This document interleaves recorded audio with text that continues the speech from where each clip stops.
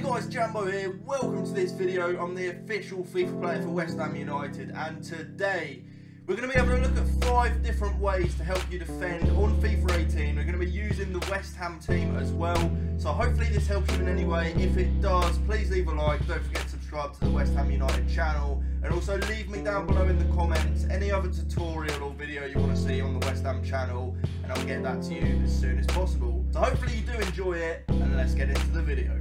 So the first tip I'd give to you is actually in the team selection, and it's using the right players. And we're actually lucky that the West Ham United defence on FIFA actually has the right sort of stats that you want to be looking for a defender on FIFA 18. So basically you just want a mix of good pace, physical, and obviously the defending stat. So we've got Masuaku and Zabaleta, who both have decent enough defending. Zabaleta more strong on the defending side, but a bit slower. Masuaku's got the pace, so you've got a good balance there. And then with the centre-backs, Ogbonna and Reed, you've got 2 fairly quick centre-backs actually that are both very strong and have good defending stats. And then you have Joe Hart in goal, who's 6'5". That's the right height for a keeper in this game. It's going to play into your favour.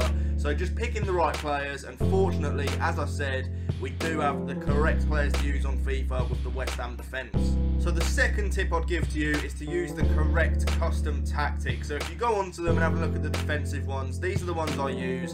So we've got 45 pressure, which means that your team isn't going to push up too much. It's very balanced, and then also with the aggression, also very balanced. It just means that your team aren't going to dive in too much, too high up the pitch. 45 with the pressure and 55 with the aggression seems to be a good combination. And then the team width I leave on 50, which is actually the default I believe anyway.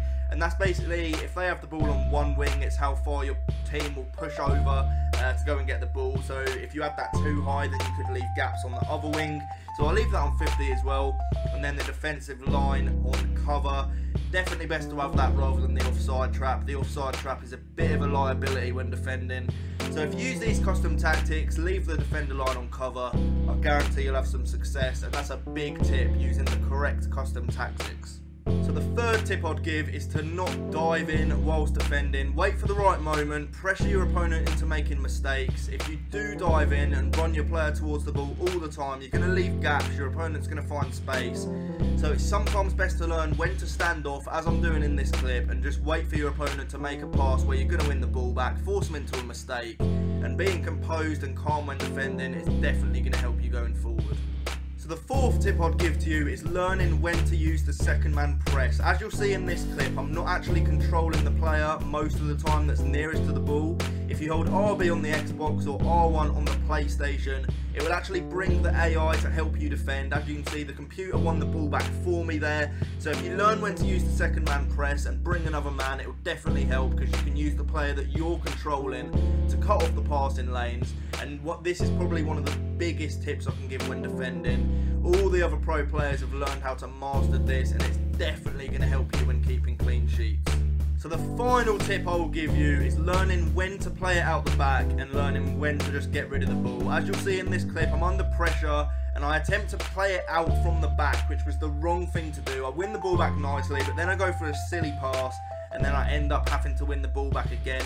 So it's really important to learn when to play the ball out from the back and when to just get rid of it. My playing style personally is more on passing out from the back, so I am sort of susceptible to giving the ball away perhaps more than I should at times, but then other times it'll obviously get me goals as well. So that's a bit more down to play style, but definitely knowing when's the best time to get rid of it is a big tip I can give to you guys. And if you do get that right, you're going to get more goals and also save more goals from going in. So hopefully you have enjoyed this video. If you did, guys, a like would be very much appreciated. Let me know in the comment section any other videos you want to see.